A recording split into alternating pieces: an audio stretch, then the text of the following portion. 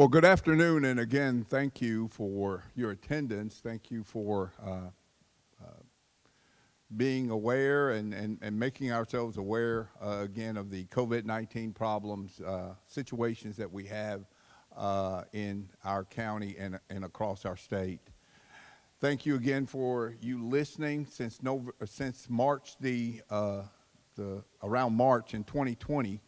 We have been sounding an alarm about COVID-19 in our county. Under the leadership of Governor Hutchinson, that has given us advice along with the Secretary of Health, we're here to still continue to try to share this information with you about COVID-19 and the variances and what we're actually seeing going on right now. I'd like to thank again the BLYTHEVILLE School District for allowing us to be in attendance here in this great and wonderful facility, as well as Superintendent Blankenship for allowing this to happen. We'd like to welcome all of our school district and school district members that are here today. Also our county judge, who is also present, and several of our mayors that are also here in the room as well. We'd also like to thank our County Health Officer, Dr. Andrews Pirtle, for also spearheading and providing and getting the information out to you as we have been doing online, and of course all of you in the media for your participation in getting the word out to everybody. Our state representatives are also present today. I see State Representative Johnny Rye, who is present here, as well as our Mississippi County Health Department and our quorum court members, as well as our City Council, the BLYTHEVILLE City Council, also being present. Thank also all of you physicians that we see some white coats in the room, and also some of our attendants with our physicians that are here and present, and what you do on the line to help with combating the COVID-19. We want to say personally to you that we thank you for all that you do. Also, our teachers, we want to thank you. And that, again, is one of the reasons, again, that we're even here in this great facility to even discuss the fact of variances, and understanding that you're coming up to the time now where our schools are about to reopen, and we want to thank our governor for being conscious enough to deal with this problem and travel across the state for doing this. Also, all of our business leaders in our community that are here present to help us get the word out, and most important, our residents of Mississippi County and the residents of the city of Blytheville. We want to welcome all of you here. So now, as I've said before, without any further ado, I'm going to allow him to provide or give the information that he'd like to, and to present his guests that he may have here, and to also to discuss of COVID-19. But again, as always, I want to personally thank you, Governor, for your leadership. It's COVID-19 time. It has been a guide for the mayors, a guide especially for me, to be able to present this information and get this information out to our community. So without any further ado, I'll turn this over to Governor Hutchinson.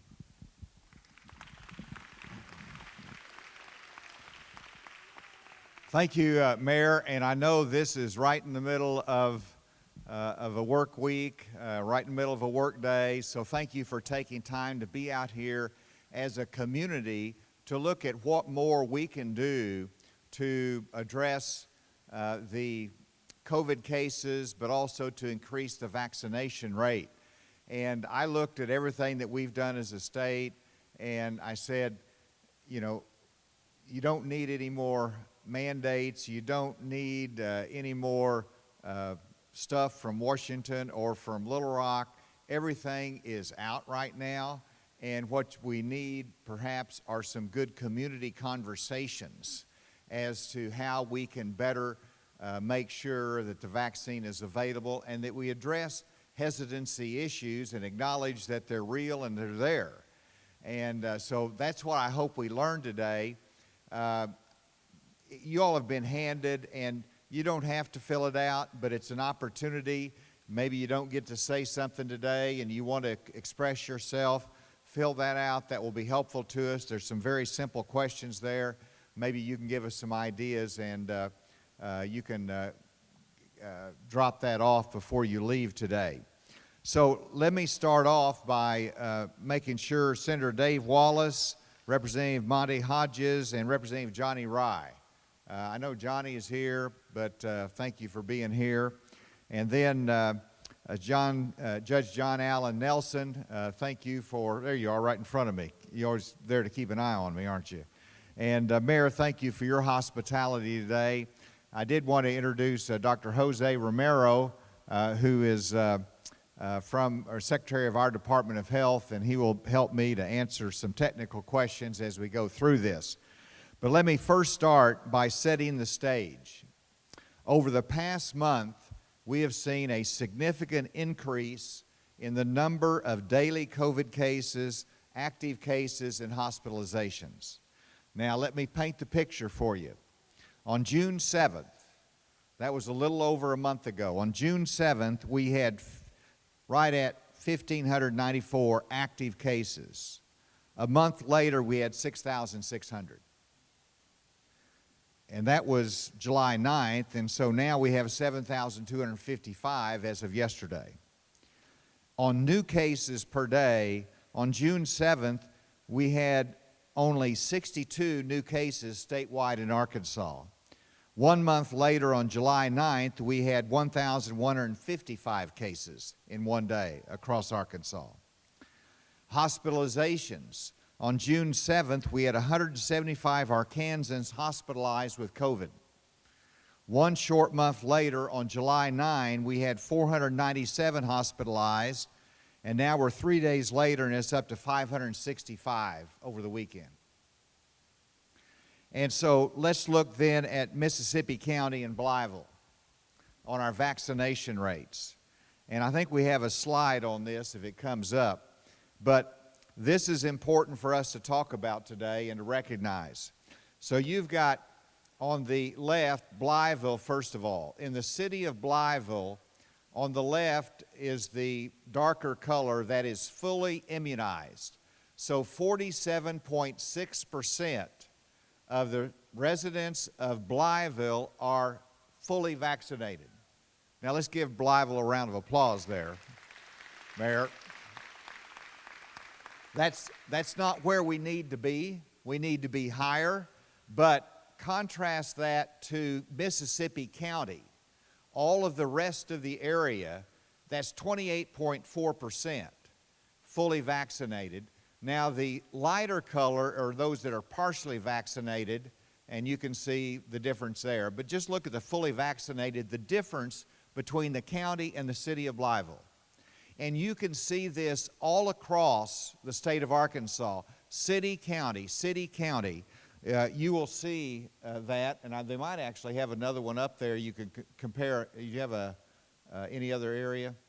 That's all right. But at Forest City, I'll be going to the same discrepancy between the city and the county. And so the lesson from that is we have a challenge in the rural areas of our state. The cities, we've got to continue to push it, but we do better in our cities versus our counties. But guess where those in our county, in Mississippi County, shop, or where they buy groceries, or where they go to school. And so we're interacting with them from church to all the other activities. We need to get everybody vaccinated throughout the area. Now, there's a reason for this increase. There's 2 reasons for the dramatic change over the last month. First of all, we have here in Arkansas now the Delta variant. And in fact, nationwide, over 50% of the new cases are the Delta variant. Now, what's unique about the Delta variant is that it is more easily transmissible. In other words, you're going to get it easier. And then secondly, there's twice as much risk of going to the hospital with the Delta variant than the original strain of the virus. And so the Delta variant is a new twist that has come in. It started, I think, in Missouri. Well, actually, it started in India, but it hit Missouri, and then it came down to Baxter County, and it's come across the state. The second reason that we're having more cases, and with the Delta variant out there, the second challenge is low vaccination rates here in Arkansas. And so if you look at our vaccination rate compared to the nation, statewide we have 35% of Arkansans that are fully vaccinated, 35%. The national average for fully vaccinated is 48%. So we're at 35, the nation is at 48 on the average. And it's too low of a vaccination rate for Arkansas, and of course Mississippi County is even lower than that. And so the risk of the Delta variant continuing throughout and creating more cases and more hospitalizations is much more significant when you have that low vaccination rate. Now, I always like to look at the states that are doing it different or having a higher rate. Vermont, 66%, Massachusetts, 62%, Maine, 62%, Connecticut, 62%, Rhode Island, 60%. And then if you come down to the south, the lower five, the lowest states, the states with the lowest percentage fully vaccinated, Alabama, Mississippi, Arkansas, Louisiana, and somehow Wyoming got in there. Now, what's in comparison there, or the same, is that they're all rural states, and many of those states that are in the south have the Delta right there. And so we have some things to overcome. We've got to probably more skepticism in those states about the vaccine that we've got to win over and show that this is something that needs to be done. So now, before I turn it over for questions, let me talk about the urgency of the moment. The urgency of the moment right now. First of all, school is starting 1 month from now. Now, that means it's right around the corner. How many educators do we have here? We know we got educators here. I'd like to hear from you a little bit. But we had a good school year last year with many challenges, but we got through it. And we're going to have a good school year coming up. But as an ingredient to having a good school year, we have to increase the vaccination rate. Because with the Delta variant out there, if our teachers are not vaccinated, our staff's not vaccinated, if the students don't have a higher rate of vaccination, then we've got challenges. And that's the reality of what we're looking at school. That's the urgency of the moment. The Delta variant is gaining ground, and the solution is an urgent moment because the solution is available. People are always asking me, well, how do you protect yourself? Get the vaccination. Get the vaccination. In fact, today, we have all 3 vaccines that are available right here. And so before you leave, if you haven't got a vaccination, you can get it. What direction is it, Doctor? To the right outside, all right? All right, so we've got our local health unit that has the vaccines here. I hope that you'll take advantage of it because the solution is here. We see hospitalization cases going up, and I worry about new variants that could develop.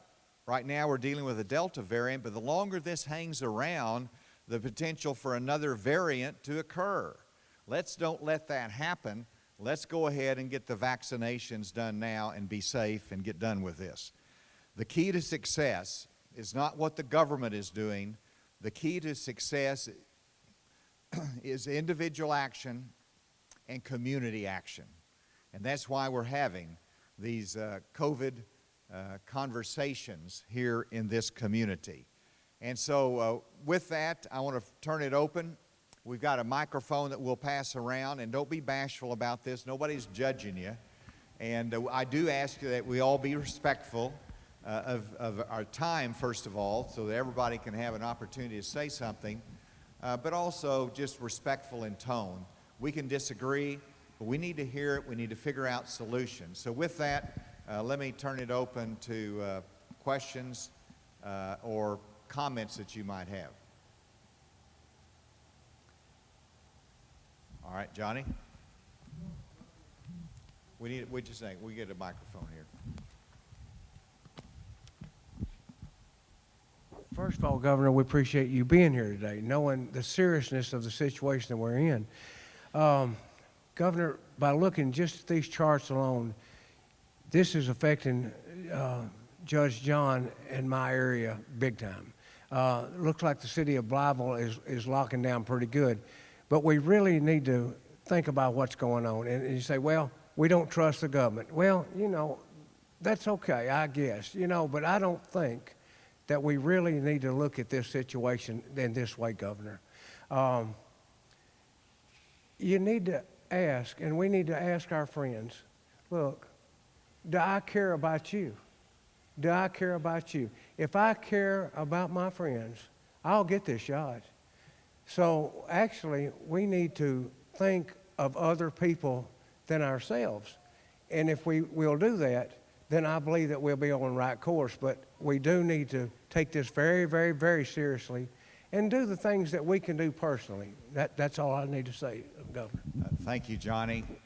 And of course, what we're trying to figure out, you know, things that you can comment on, you know, what can we do better?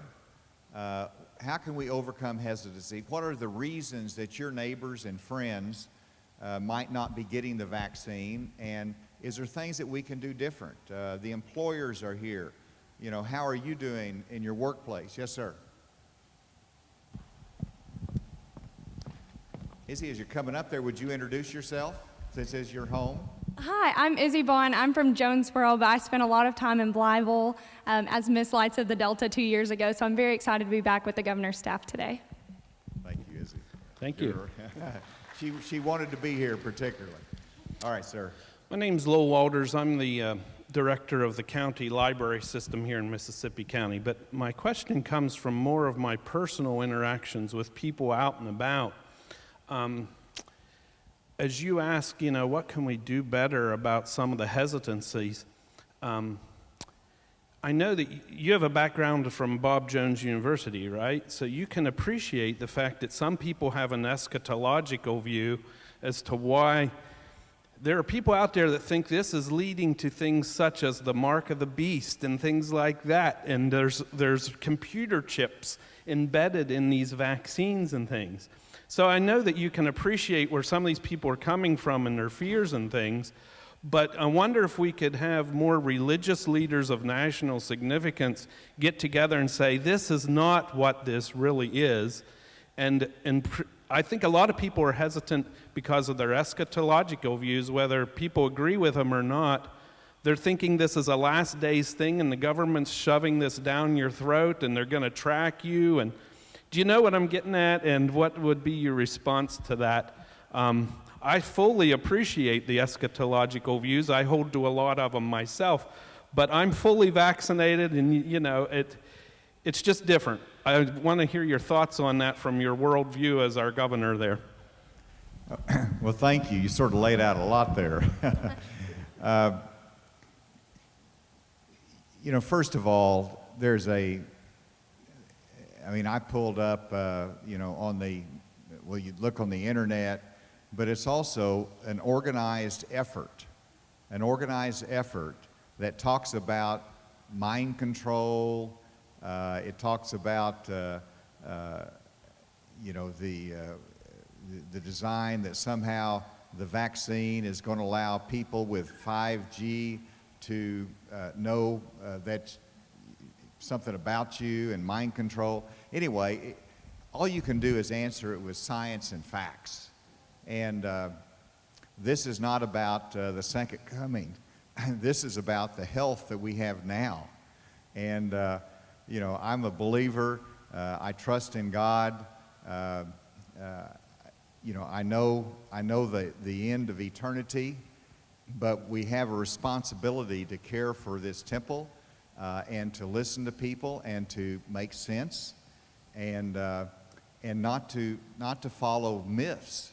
And so I think you have a very good point that pastors are a trusted source. And we need to really work with our churches, and they have, you know, they've had vaccination clinics. But you have some that are saying just the opposite from the pulpit, and shame on them, because you could be leading to death. You could be causing somebody in your church to die if you tell them don't get a vaccine. And so truth is always the answer to cynicism and distrust. Truth is what builds. And so that's what we've got to convey today. But thank you for raising that. All right, this is good. Yes, ma'am.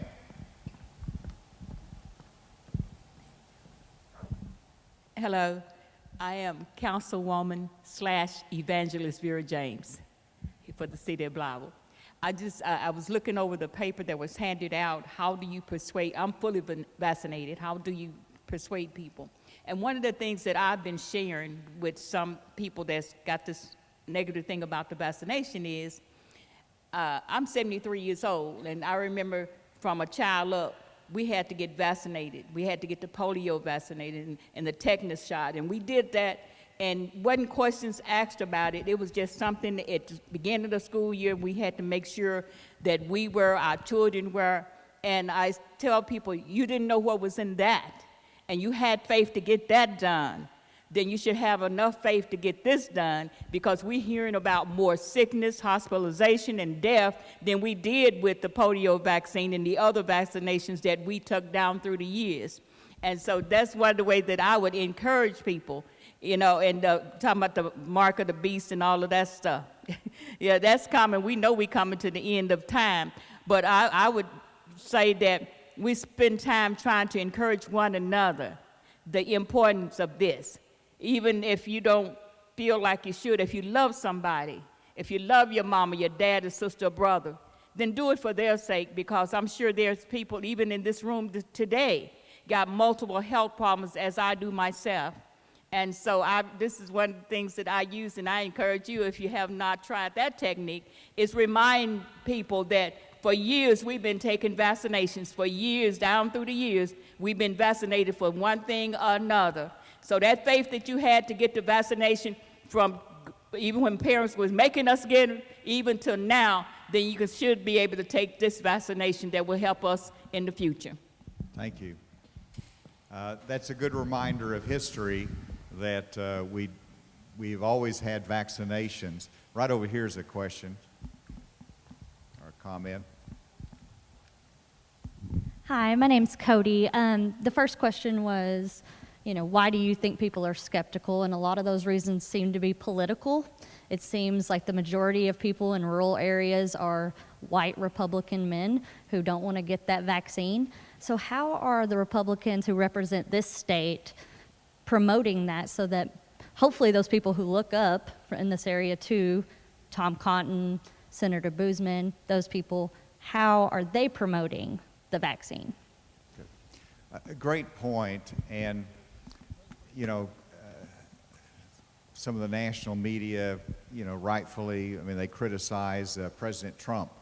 Maybe he didn't do enough. Maybe he was inconsistent for a while. But the fact is, President Trump today says, get a vaccine. And I've heard the ads with President Trump's voice urging everybody to get a vaccine.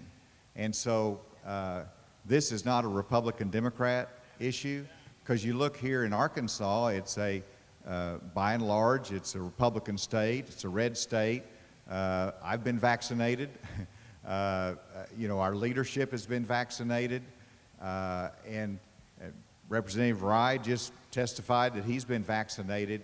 And so I do think that in the rural southern states, which is more red, there is some hesitancy about government, and I think that is a factor. It's a sort of a conservative approach, but it shouldn't be partisan, and we've got to move beyond that. And so the answer is we're using every trusted advisor we can, and obviously our political leaders have a voice, but it's our medical community, it's our pastors, it's our community leaders, it's our communities. What do you do, ma'am? I'm the parks director for the city. There you are. You're a leader. All right. Hey, thanks for pointing that out. And we've all have to pitch into more, but, it's really, you can die as a Republican, you can die as a Democrat from COVID. and both need the vaccination. And then we had a comment here.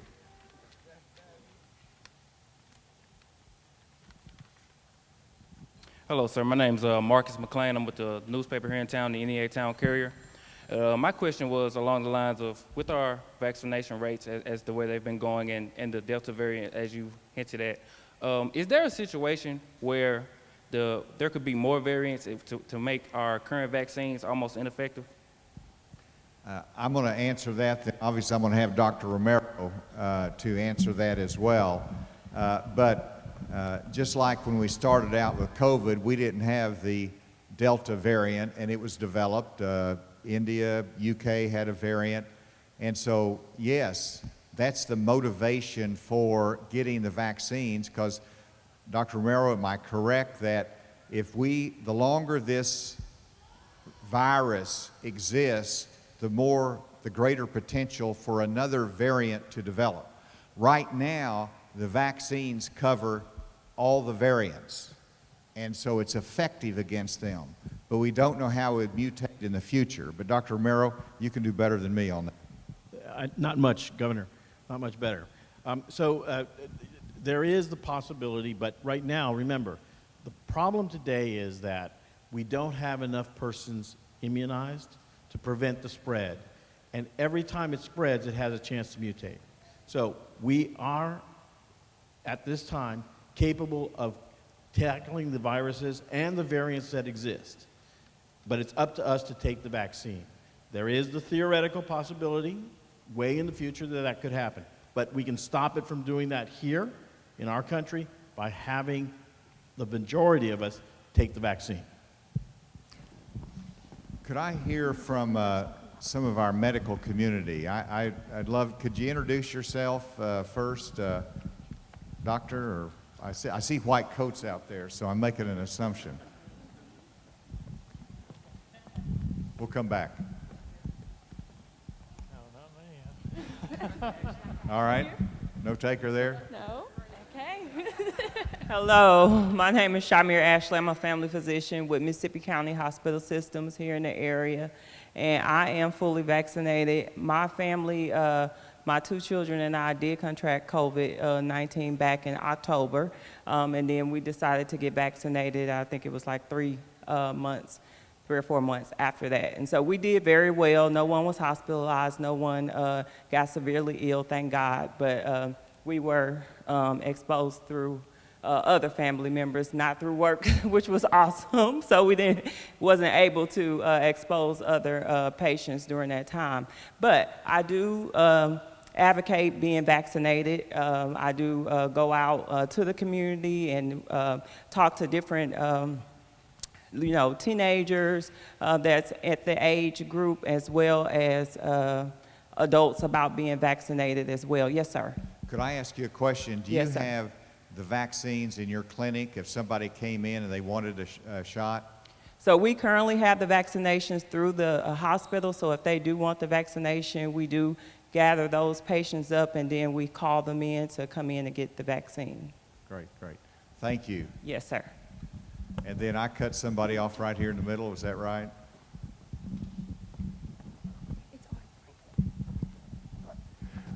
I'm Cecil McDonald, Justice of the Peace for BLYTHEVILLE, Mississippi County. My question is this: based upon the statistics that we possibly see on there, and this is an estimated guess, when school starts in a month and there's a surge, what resources will we have to take care of the surge? I'm speaking for some of the, my family has a funeral home, so we will go and deal with people who have COVID. I also work at a Head Start, so I'm on the front line with little children, and believe me, what are resources that will be available more than we had? Because through this last stretch, we sent people to St. Louis, to Little Rock, to Nashville, to the hospital. We need better resources from Mississippi County to deal with these illnesses after, because COVID exposed the disparities that happen in the rural community. Governor, we need better resources for the people in Mississippi County, beyond COVID. Thanks. You said beyond COVID? Yes, sir, beyond COVID. We're gonna need them. And I know you know that, but what can be done here to help us so we can live better qualities of lives? Because this pandemic has exposed us, in a whole lot of ways. What can better happen for Mississippi County? How can we be better served to serve the people here? Well, great question, and we do have a disparity in health care between our urban centers and our rural areas. And so it's a little bit of a side issue, but one of the things that we're doing in the state is developing a bigger partnership with our smaller hospitals in our rural communities to make sure they're stronger and they can provide drug addiction and counseling. They can do more in maternal health, mental health counseling as well. And so we do have some things that are trying to improve that. But let's focus on COVID though. And right now, our hospitals are packed. And our hospitals are packed not simply because of COVID, they're packed because of other healthcare needs that have been built up. And so when you see a crowded hospital, it's because of a few COVID patients, but it's also because of all the other health needs. Now, as we look forward to school, there is one critical resource to make sure that we have a good school year and that we don't have a surge in cases, and what is that? Everybody get vaccinated. If a teacher is worried about their health in the school, get a vaccination. If students are worried, if you're over 12, you get a vaccination. And the more we get vaccinated, then the less we're going to have in cases in our community and in the hospitals. For the athletes, and this is important because it's a motivator. And I've got a grandson that plays basketball. He's a senior at Bentonville, and he was one of them that jumped in there to get a vaccine because he did not want to miss games and to be quarantined because of exposure to somebody else. And under our health department rules and CDC guidance, that if you have the vaccine, if you've been vaccinated and you've been exposed, you don't have to quarantine. And let me tell you, that ought to motivate athletes and cheerleaders and everybody who's engaged in extracurricular activities. And so that is a motivation for it. Yes, sir.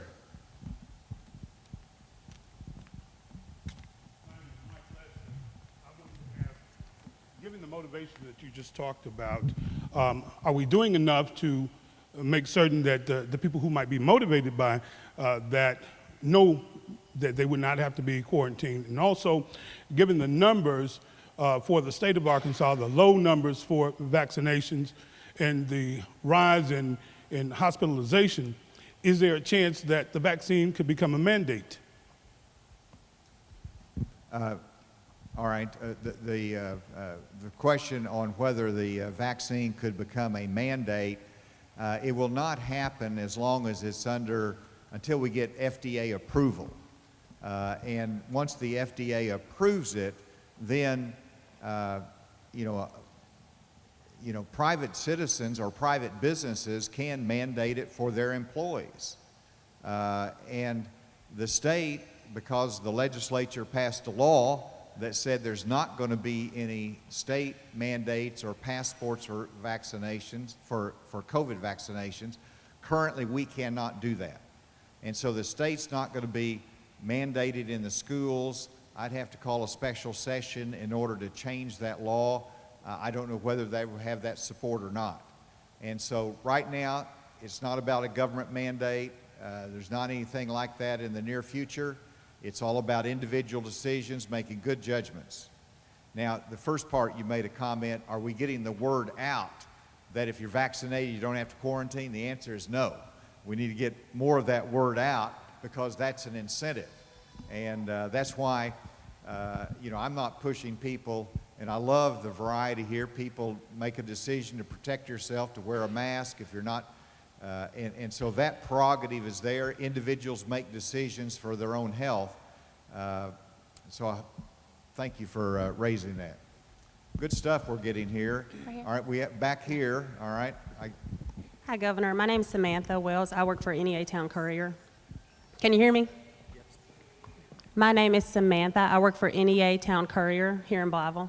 And so my question is, I want to round back to the promoting of the vaccination, and I am fully vaccinated. I've been vaccinated since March. I did get the virus in January, and it was tough, but I did not have any of the respiratory problems. I had all the other symptoms. So for the people who have been vaccinated and have contracted the virus even after being vaccinated, my mom being one and my dad being another, how do you promote the vaccination when there are things like that going on? When somebody who Has had the already been vaccinated and they've contracted the virus Okay. after being vaccinated. All right, and I'm going to ask Dr. Romero to answer that question, but let me say that, did your parents have both shots? They did, and actually my father right now he has been on life support for a month. Okay. From the virus. When there are situations like that are very scary. He's been vaccinated and now he's very, very ill. And so how do you promote the vaccination? And I am fully for the vaccination because I'm vaccinated. Well, my answer to that is that whenever they talk about the vaccine having 80% effectiveness or 90% effectiveness, that means that, if you get the vaccine, 90% of the time, that person or the individuals are not going to get COVID, but there's 1 out of 10 chance that you would get COVID. Now, by the fact that you've had the vaccine reduces the potential for hospitalization and serious consequences as well. Dr. Romero. As the governor said, that's correct. And by the way, my sympathies and my best wishes for your father. So we know that there will be a certain number of individuals that receive the vaccine that will become infected, but those individuals will not have severe complications. I don't know how old your father is and whether there are other comorbid conditions, other conditions. So all of those go into the actual effect of the vaccine. There will be people that don't get full vaccination. As the governor said, it's a percentage, right? But the vaccines are extremely, extremely effective. When we started out trying to develop a vaccine, we were looking for vaccines that were 50% effective. Our vaccines today are 95% effective. They work. So unfortunately, nothing is 100%. I'm very sorry, but you need to protect yourselves. You need to take every possibility available to you to prevent severe disease. Okay, I have somebody over here. Yes. Oh, I'm sorry. We'll do it over here, and then we'll come back. She's standing there.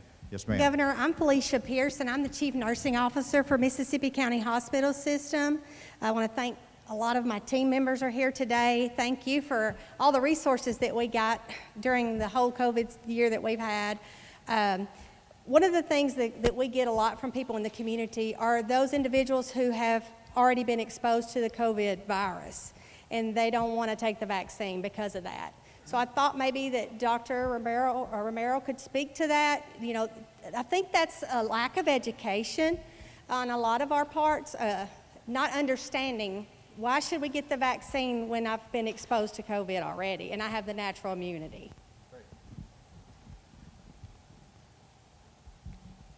Thank you very much for that question. So why should you get the vaccine if you've already been infected? Because we know that natural immunity is not strong enough to prevent, in particular for the Delta virus, their variant. Getting a vaccine boosts your antibody levels hundreds of times higher. And so it lasts longer, we think. And because of that, natural immunity, that is what everybody says when you get infected, is not enough to protect you. You need to get that vaccine in order to make yourself fully immune to that virus in the long run. Still has antibodies a year later. I know that it's different for each person, but I really do believe that is a big struggle here in Mississippi County for us, and just from talking to people within our community is just trying to understand that, like knowing that you got exposed. How did you know you weren't exposed to the variant in the first place? I know the virus is new. There's a lot of questions out there, but those are things that I hear throughout the community, and I would like to have resources to take back, and say, well, this is why, why you have it. So to answer part of that question, and then we'll go forward. The question about how do I know I'm not protected against the Delta variant at this time, the variant didn't really appear to enter into our state until about 6 weeks ago. So anybody that's been infected a year ago would definitely not have anything with the variant. The other thing is that antibody tests that are out there, okay, they do not measure protective antibodies. They simply measure the development of antibodies. And so there are protective antibodies and antibodies that just indicate that you've been infected. We don't have a test that is commercially available that will tell you you have the right antibodies to protect you. So having the antibodies doesn't necessarily mean you're protected by natural infection. We know that the vaccines cause your body to make the antibodies that are protective, and that's why we want you to get that vaccine. Over here. She had the same question. Okay, we got that covered then. We've got another one over here. All right, good. Hi, Michelle Sims with the school board here in Blytheville. My question is similar to Mr. Lester's, but regarding maybe the mask mandate, maybe not being the vaccination mandate, but the mask mandate probably coming back, or a possible shutdown again. If it's spreading so fast as the numbers are stating, do you foresee that? As we've seen when it was lifted, everybody's out, majority without masks, they're gathering together, family reunions, traveling, so that's going to add to the spread. So do you foresee anything in the future, especially with the schools starting? Thank you. And if you're not vaccinated, the mask is very important to protect others. And so we continue to encourage following those CDC guidelines of wearing a mask if you have not been vaccinated. Now, in terms of a mandate where the public has to wear a mask, no, we're not going to issue that mandate. I'm prohibited by doing that by law now, and I don't see that changing in the near future. Obviously, nobody can predict what situation we're going to be in 6 months or a year from now, so anything can change. But no, right now it is, everybody knows what to do. Get vaccinated, and if you're not vaccinated, wear a mask.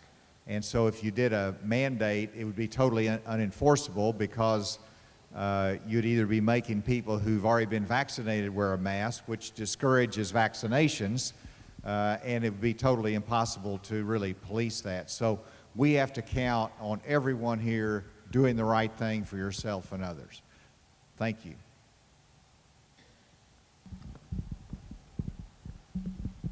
I'm Lauren Starks, and I work for Blytheville School District.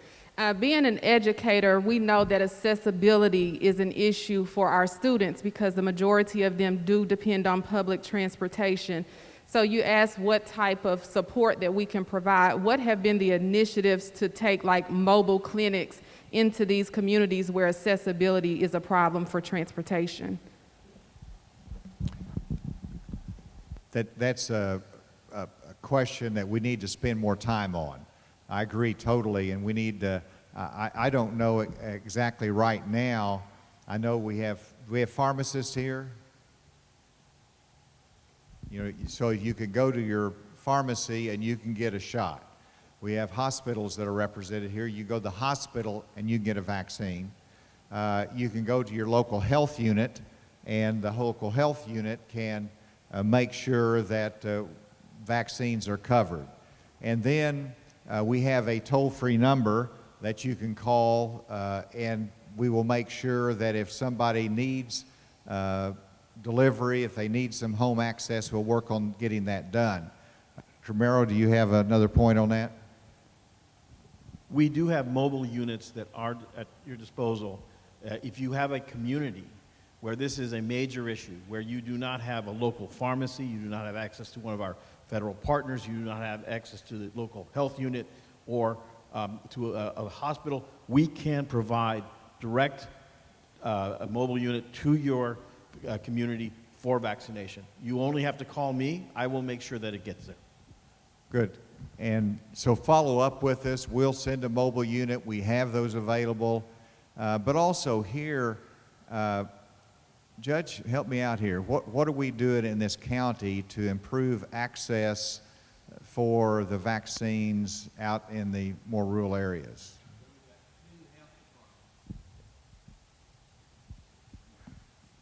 We have two health departments here in Mississippi County, one in the south end at Osceola and one in the north end at Blytheville, that give the vaccinations. And all of the drugstores from the locally owned from Walmart all the way through give vaccinations.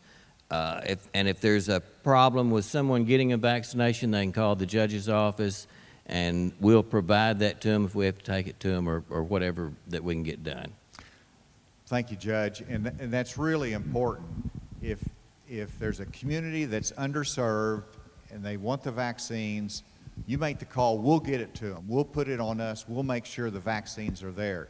If there's somebody that doesn't have transportation, we will make sure that happens. We have some of our contractors, hopefully, that are working in the community as well. All right, let's go. That's really a good observation. Thank you, Judge. Over here to the left. Yes, you. Yes, sir. Yes, I have a question. My name is Pastor Carl Rogers in Blytheville here, and I'm a very concerned citizen, especially for all of it, the spiritual aspect as much as the physical. And my question is that, do we have incentives as far as funds that can be given to churches that can help promote vaccines, people getting vaccinated? Because we, the leaders, where we meet with many people every Sunday, Wednesday, and if I'm understanding, there's a lot of young people that is refusing the shots, and for various reasons. They feel like that it's going to kill them, or different things like that. And I've even been to the doctor where some nurses won't even, that won't take the shots. So is there anything that is out there where there's incentives Yeah, I got you. that help Okay. that? All right, I'm glad you mentioned that. Incentives, first of all, we tried incentives in Arkansas in terms of scratch-off lottery tickets, in terms of game and fish hunting license or fishing license. There was some challenges there. We didn't see that as being very effective. We did give, as a state, incentives to our employees to be vaccinated. It was a $200 bonus that netted out to $100, and I think there was some effectiveness there. I've encouraged our institutions of higher education to have an incentive program for the students. You get vaccinated, we'll give you, a week's free groceries from the commissary or from the, something from the gift shop. And then you can apply to the state to be reimbursed. You got to get all those rules set up in advance. But I'm open to any incentive program that works. One of the challenges is that if you want to give everybody $100 to get a vaccine, then you're going to have about 50% of the public saying, where's my $100? Because I got a vaccine and did the right thing 2 months ago. And so there's a fairness issue as well. And so the churches are probably a little bit more difficult because just administering with that, but we're continuing to look at whether there's any incentives that work, and businesses are a good opportunity there. Can Prime Metals share any light on how you're encouraging vaccines in the workplace? I caught you off guard there, didn't I?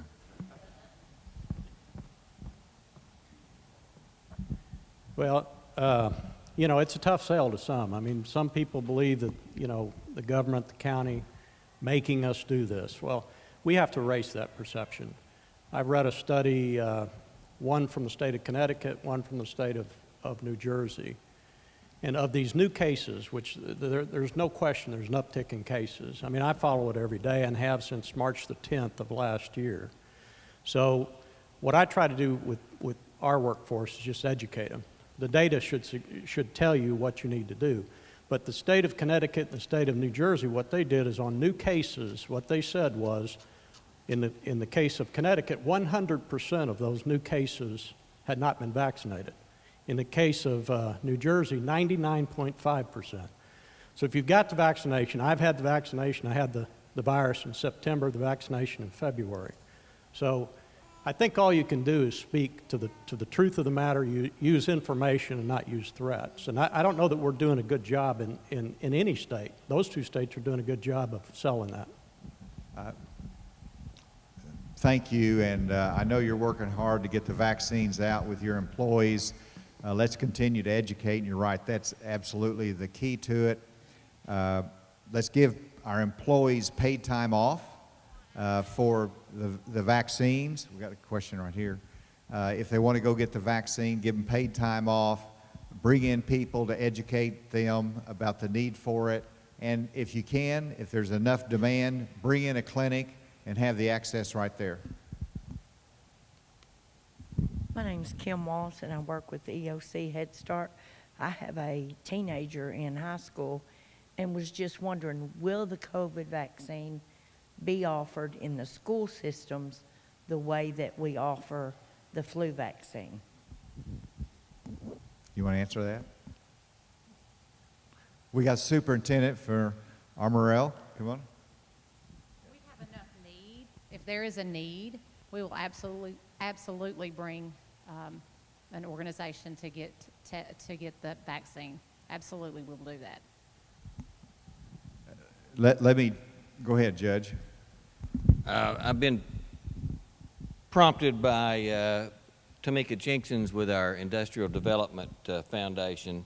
She wanted to add that in talking about getting the vaccine out to the public, the Delta Population Health Institute has a mobile unit that's been to Mississippi County a number of times, and they will come back. They're able to be here, and they can set up at any church, any school that asks for that, and we can get the vaccine out in any area of the county. We'll get it to you. Now, back on the schools for just a second. I think it's important for our school leadership to schedule clinics at your school. Schedule them. We'll help you to get that done. Because you look at if you're 12 and above, they can be vaccinated. Give them that opportunity. Give them that encouragement. And the teachers, there's a percent of the teachers that haven't been vaccinated yet. So let's try that. Let's see if we can't improve that access. We've got to do some things here in Mississippi County that gets us up to about 50% before school started. We need to work harder to get that done here because we want to have a good year, and it's not going to be the best year if we don't improve that rate. Yes, ma'am. And we just got, this might be our last question just because we're getting close to time. Yes, sir. As someone who runs a lot of social media pages like the City of Blytheville and other pages, what is an example of a city in Arkansas who's doing great as far as this fully vaccinated rate? And are there some type of initiatives they're taking through social media that you could give us an example of that we could implement? I don't have information on a social media campaign, but that's a good idea. And we do have, some counties and cities that have high vaccination rates. The cities have really, as you can see here, in every county, the cities are doing better. And I think what's happened is the pharmacists, the hospitals, the physicians have really promoted it.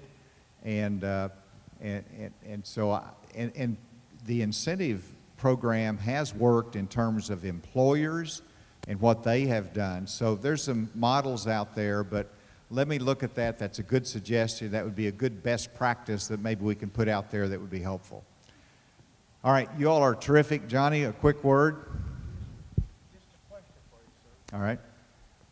Governor, I just wonder if you and the doctor could maybe give us a little insight about FDA approval. How far are we away, gentlemen, from being at that point? The question, if you didn't hear it, was FDA approval, and I asked that specifically to the White House and to the administrator of the Food and Drug Administration, the FDA, because I told them that's an obstacle if we can't get that approval. And the answer is we're working on it. And it's the data is in, they're reviewing the research, and everybody who looks at that research says it's clear. So I do expect that. Just my personal view is I think that we will get that approval before school starts. Dr. Romero, you want to bet against me? I've learned not to, sir. I've lost more bets to you than I. But it is coming. I expect it to be sometime in the very near future. As the governor has said, he actually has conferences with the White House, so he's in that track. He has more information than I do, but I expect it very closely. If I may make one comment about vaccinating kids, we will provide vaccine to schools as necessary. But I also want to encourage parents to have their children and their adolescents vaccinated now, before you get into school, because once you're in that school environment, you're subject to being exposed to others. So I would like to see a larger number of our adolescents, the 12 through 18-year-olds, be vaccinated during these 4 weeks before we enter school, because now is the time to give them the protection, not as they're walking through the threshold of the school door or while they're in classes. Let's get it done now.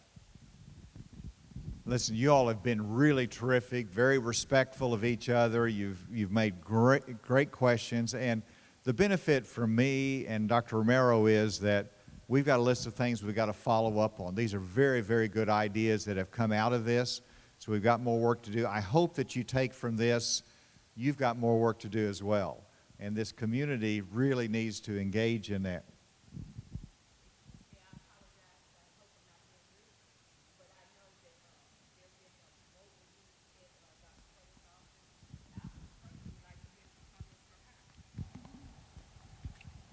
Sure.